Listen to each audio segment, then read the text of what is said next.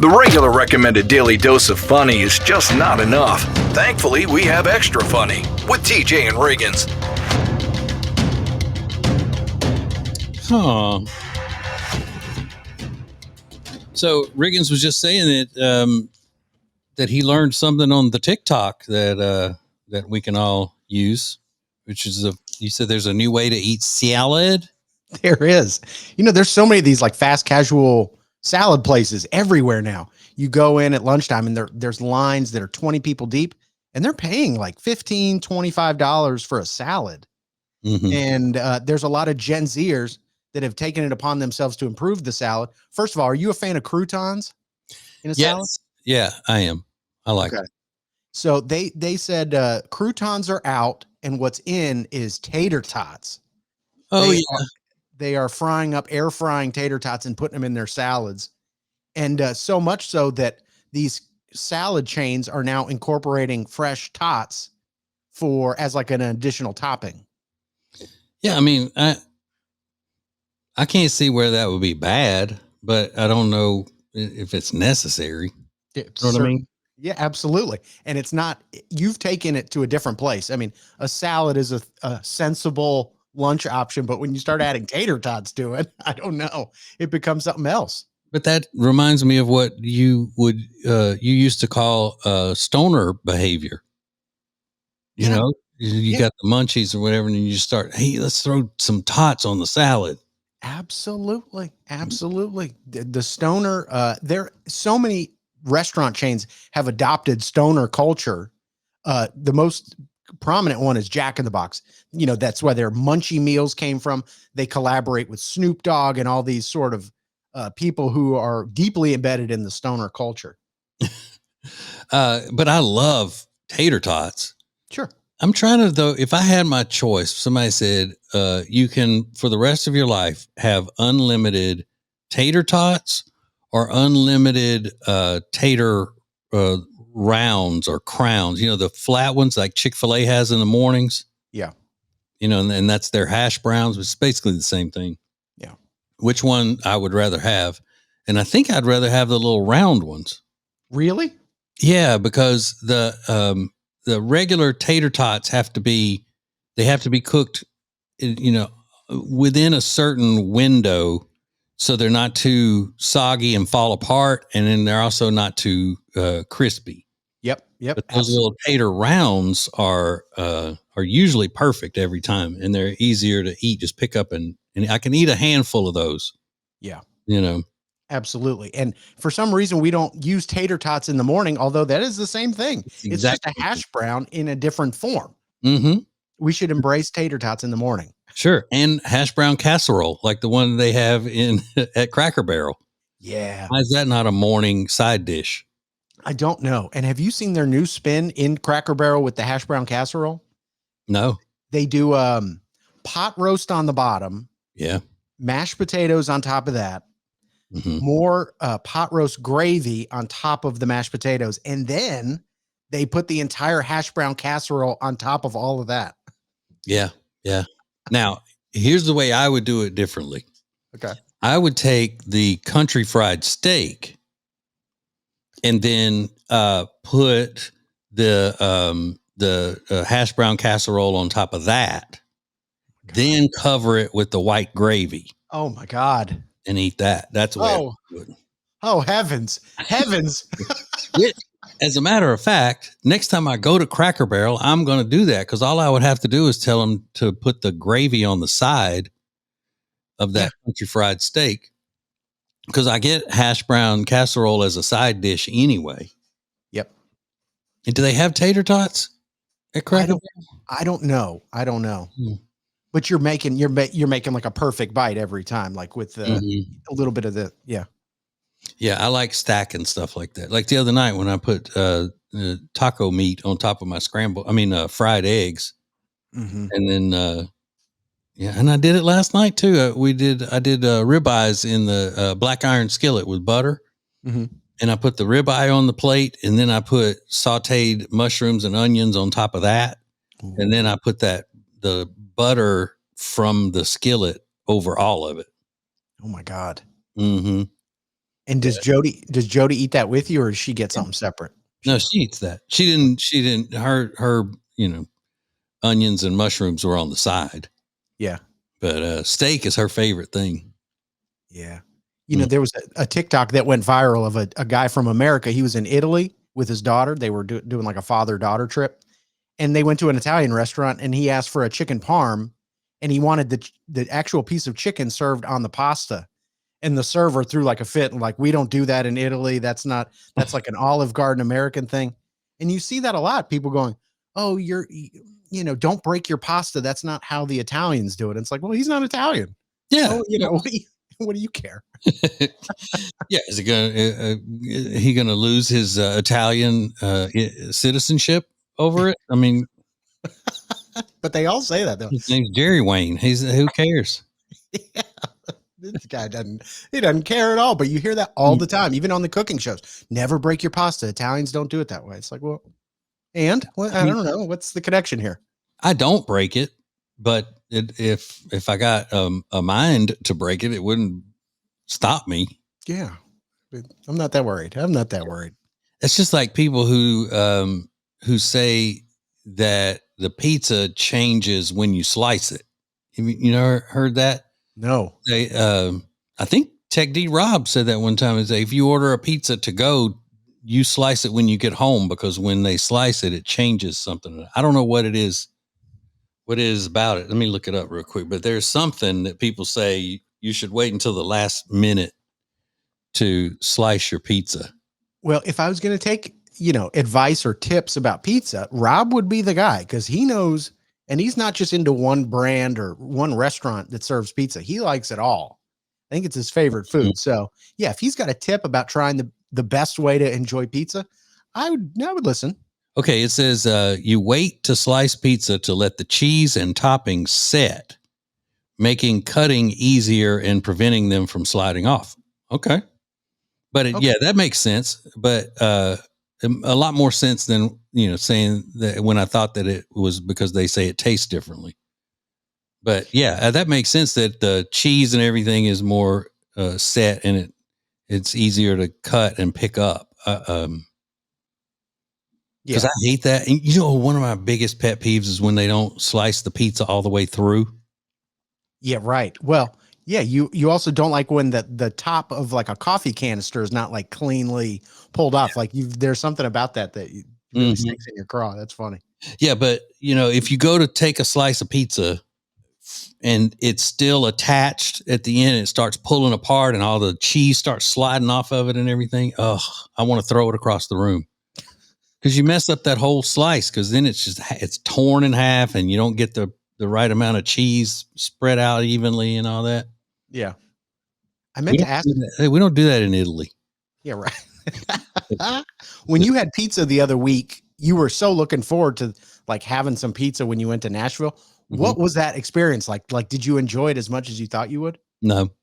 You didn't? No. I mean, I did. I loved it. It was good because I like that pizza place. We go there every time we go visit my daughter. But I thought I was going to be like I normally am with pizza, where I just want to shovel as much of it in as I can get. And they only ordered one pizza for the table. It's huge.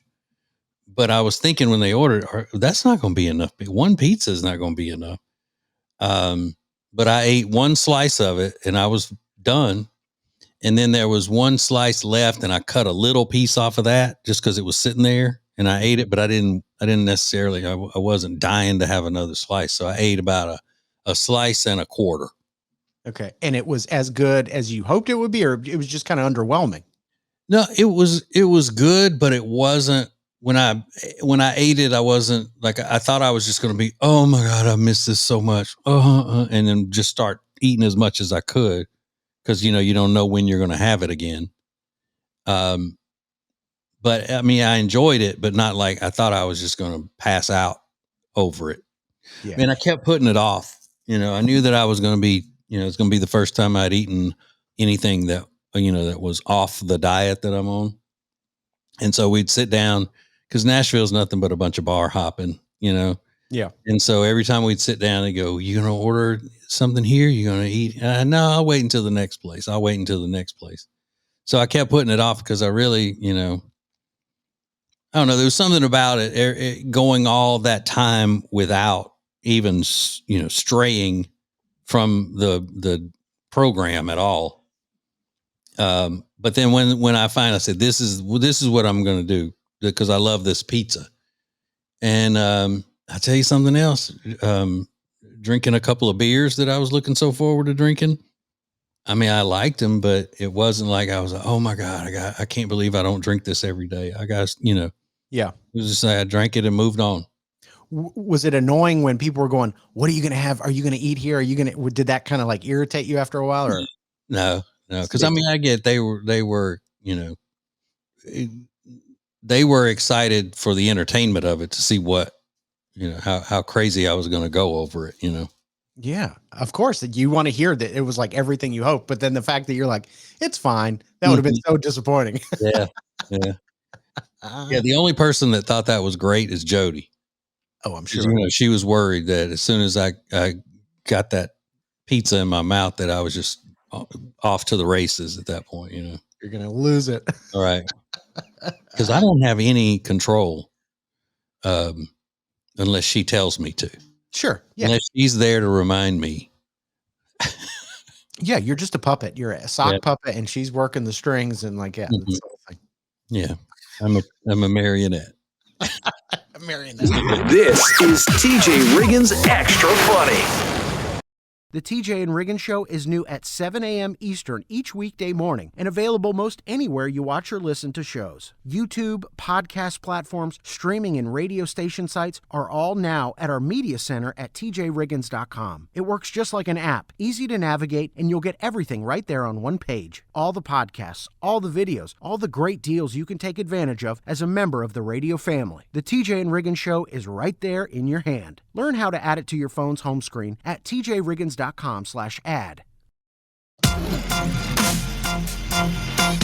Thank you for being part of the new radio explosion. Let's do it! Now, back to TJ and Riggins Extra Funny. Yeah. So Lindsay's not here for Extra Funny today. She had to go do, she wasn't having a good morning. No. Her daughter was late for school. Did she say why? No. Just said that Kyle, her husband, was talking about that they weren't having a good day so far and that they had to be late. And then her son at his little preschool thing, he had fallen and gashed up his elbow. She was frazzled. She was really frazzled. And now that you said that, how did he get injured? Like it's not even late in the day. Is it even recess time? Like, how does that happen? Do you think? He may have been running into the school, see his buddies or something start taking off running. You're not supposed to run. Maybe that's what happened as he was going in. I felt bad for her. I mean, she was getting earlier in the show. She had gotten a text message that was just a misspelling, but that immediately sent her up into like high alert. Yeah. She's like, I got to figure out what this means. So she's calling and it was her husband. He was like, oh no, sorry. I just misspelled water bottle. Her daughter forgot her water bottle or something. But yeah, she's frazzled, man. She's real frazzled. Mm-hmm. Well, I don't know.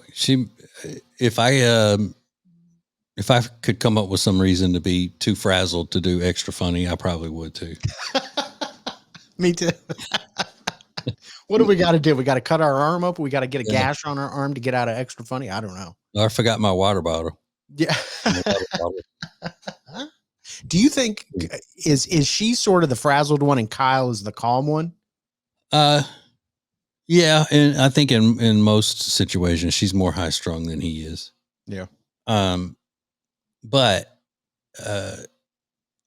even so, if there are mornings like today when he's trying to do stuff that, for her to be able to work the hours that she works, for him to take on other responsibilities with the kids while he's trying to get ready for work and all of that stuff that he's been doing over the past year since she's been working with us again.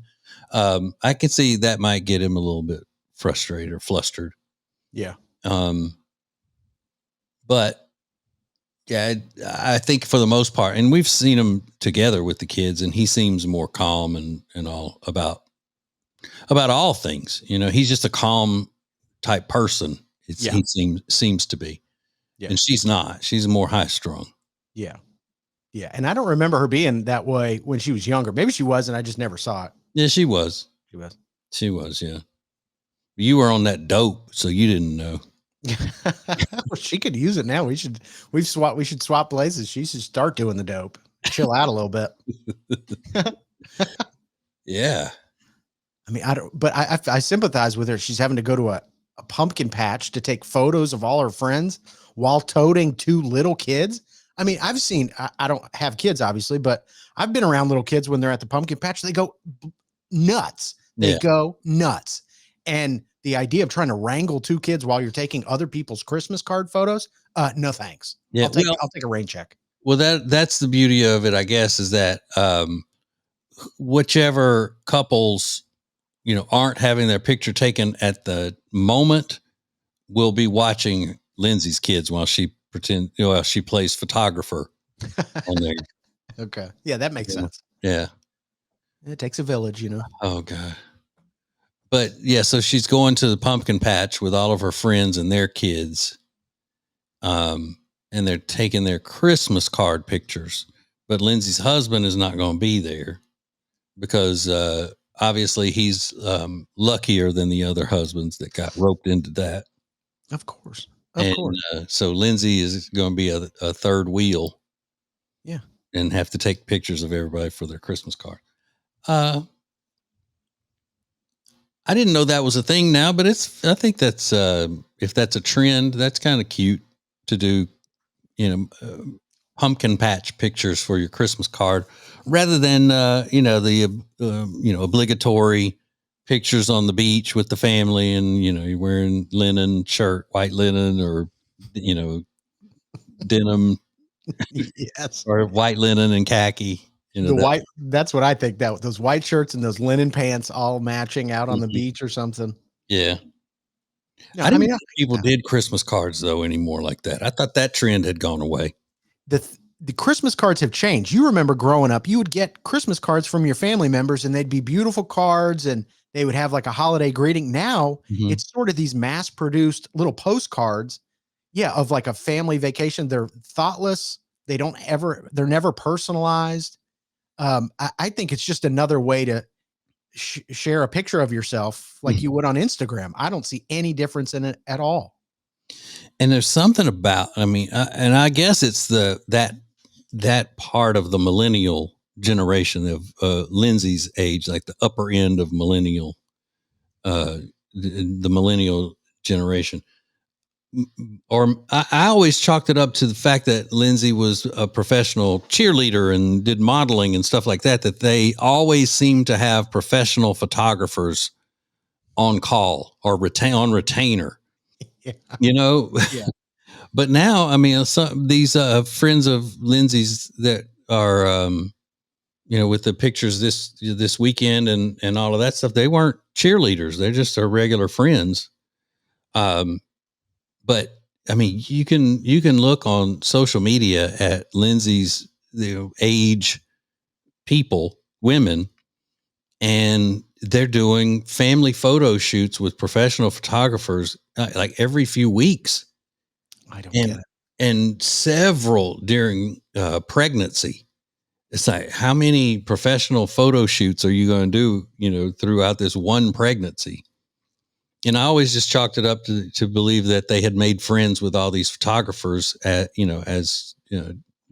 so many photo shoots as cheerleaders and dancers and modeling and stuff, that they get a good deal on it, or they could always call somebody that can come do a sitting.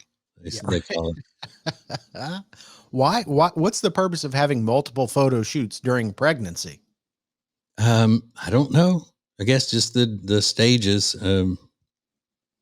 I don't know, but they'll do the photo shoots of holding and it's not just taking a picture, holding the ultrasound picture and all of that. I mean, it's full-fledged with a professional. And then the next one is at so many months, maybe the first trimester. And then you got the first small showing of the belly. And then there's one that's usually done right before childbirth where they're huge and they're, topless or almost naked, showing the big belly and then strategically covering their private parts and things. Mm-hmm. Very artsy looking. But I think though that age, or just millennial women in general, love having pictures of themselves. I think so. I think that's what else could it be? I think they love pretending to be professional models. Is that it? Mm-hmm. Look Yeah. at me. Did you guys do a pregnancy photo shoot? No. Yeah.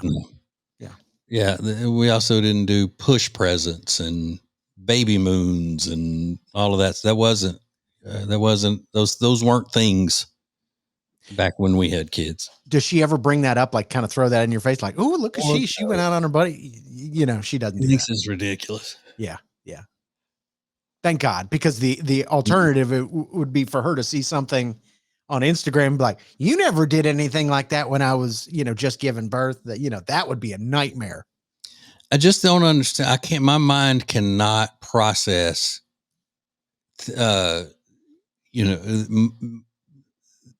picturing myself asking someone for a gift. No. You know what I mean? You need to buy me a gift for doing this. Yeah. I don't know how that works in somebody's mind. How you could go, okay, well, this is this is a moment that we wanted. This is something that we planned. This is something that a gift God has given us, a child. It's going to bond us as a family and give us new purpose and so forth and so on. But I need to be paid for it with a trinket. Yeah. Did Lindsay get push presents for her kids? I'm assuming she did. I'm sure, yeah. But I don't know what they are. And did she go on a baby moon and all that stuff as well? I think so. Okay. I think so. But I think it was, I would guess that it was probably just because it has become a thing. Yeah. And, they do those types of things, Yeah. It'll be interesting to see if Gen Zers pick up some of these like baby moons, push presents and stuff, because they're obviously waiting a little bit longer to have kids. Will they continue on those trends? Because I don't think Gen Z takes as many photos of themselves as millennials and maybe even Gen Xers do. I think they're way more thoughtful about what they post on the internet. Mm-hmm. And a lot of that is, I think, because Gen Z kids are more judgmental. You think? Yeah, because they've had social media in their lives the whole time. They've never known life pretty much without social media. So they've had it's just been part of their lives, and they are more judgmental about what is cool and what's not. Yeah. And they've seen their moms acting a fool right on social media, and they don't want to, oh my God, Mom, it's so uncool. Why are you posting another picture of yourself? Yeah, I get that. Why are we having another family photo shoot? Ugh, so uncool. Yeah. And I feel so bad for those high school kids that have their mom like hanging all over the football players and stuff like that. That, they call them, what are they, fall moms or whatever they call them? Mm-hmm. I would just die inside if my mom was doing that with my other brother or something like that. I would die. Well, I was a football player and a baseball player, but I don't see them doing that so much with baseball, like being baseball moms. They don't do that with the football moms. If I came off the field on a Friday night and my mom was standing on the track waiting on me to like jump all over me and here, let's get our picture. And then she's like hanging on me while I'm in my uniform, standing on the track, and we're having to pose for pictures and all before I can. go to the locker room and shower and change and get home and, all of that, I probably wouldn't say anything because I wouldn't want to hurt my mom's feelings, but I wouldn't like it. Hell no. I don't even know if parents were allowed down onto the track or the field until everything was done. You know what I mean? Like the football players and all, we were probably gone before they would let people down on the track. And I don't even know why they would be down on the track. Yeah. Yeah. Because they're not even focused on their kid at that point. They're just consumed with, let me make sure I get that picture. Mm-hmm. I got to get that picture for my Facebook friends or whoever. I mean, it's like, oh, I would die. And I want to, a lot of it too, I think is trying to show how involved I am as a mother. Yeah. I'm a boy mom and I'm out here and I love football because my boy plays football. And it's like some wise person said one time, a lot of times women can't be football fans without making sure everybody knows they're a football fan. Yeah.